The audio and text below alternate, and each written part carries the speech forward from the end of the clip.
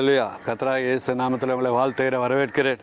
இந்த வேளையில் நம்மளை கொடுக்கப்பட்ட வார்த்தை 1 நாளாகமம் 12 சவுலுக்கிட்ட இருந்து தாவீதுகிட்ட நிறைய பேர் வந்தாங்க. பென்யாமின் கோத்திரத்தாரெலாம் வந்தாங்க. அவங்களில் பாருங்கள் 6வது வசனம், எல்கனா, எசியா, அஸ்ரியேல், யோவேசேர், யோசேபயாம் என்று கோராகியாரும் பென்யாமின் கோத்திரத்தாரெல்லாம் வந்து தாவீதுகிட்ட வந்து சேர்ந்தாங்க. தாவீது கேட்குறாரு 17-18 பாருங்கள், என் கைகளில் கொடுமை இல்லாதிருக்க என்னை சத்துருக்களை காட்டி கொடுக்க வந்தீர்களா ஆகில் நம்முடைய பிதாக்களின் தேவன் அதை கண்டிப்பாராக என்றார். அப்பொழுது அதிபதிக்கு தலைவன் அமாசாயின் மேல் ஆவி இறங்கினதனால் அவன் தாவீதே, நாங்கள் உம்முடையவர்கள், ஈசாயின் குமாரனே, உமது பட்சத்தில் இருப்போம். உமக்கு சமாதானம், உமக்கு உதவி செய்கிறவர்களுக்கு சமாதானம், உம்முடைய தேவன் உமக்கு துணை நிற்கிறார் என்றார். ஆவியானவர் இறங்கி பேசினார். கர்த்தருடைய ஆவி எங்கேயும் அங்கே விடுதலை உண்டு. நம்ம பரிசுத்தமாக இருக்கணும், எல்லாவற்றிலும் பரிசுத்தமாக இருக்கணும். கண்களை பரிசுத்த, நாவில் பரிசுத்த, சிந்தையில் பரிசுத்த, உள்ளங்கால் எல்லாம் பரிசுத்தமாக நடக்கணும். ஆவின்படி நடந்தால் ஆக்கிலி தீர்ப்பில்லை. ரோமார் 8:1 நம்ம எல்லாம் ஆவின்படி நடக்கணும், பரிசுத்தத்தின்படி நடக்கணும், எல்லாவற்றிலும் பரிசுத்தமாக இருக்கணும். சர்வாயுதத்தை தரித்து கொள்ளணும், படுக்கையில் பரிசுத்தமாக இருக்கணும், சாரத்தை இழக்கணும், சாரம் உள்ள உப்பாக இருக்கணும், பரிசுத்தமாக தரித்து கொள்ளணும், சர்வாயுதத்தை தரித்து கொள்ளணும். ரோமர் 8:1 பாருங்கள், ஆவின்படி நடந்தால் ஆக்கினி தீர்ப்பில்லை.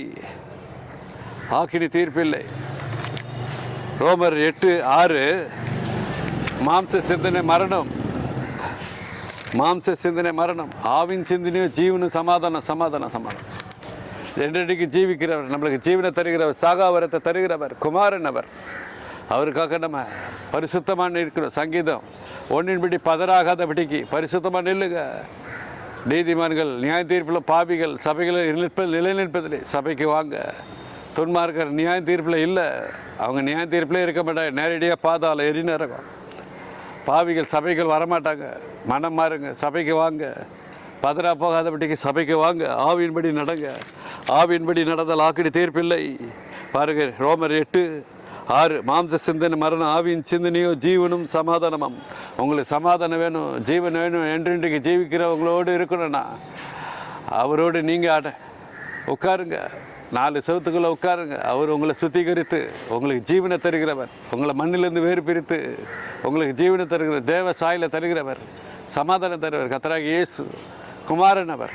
அவரே அண்டிக் கொள்ளுங்க. சங்கீதம் 2 அவரே அண்டிக் கொள்ளுங்க. அவரை அண்டிக்கொள்கிற பாக்கியம். இப்போது நம்ம ஜெபிப்போம்.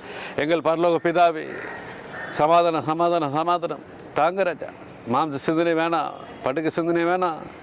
படுக்கையில் சாரத்தை இழக்க மாட்டோம்.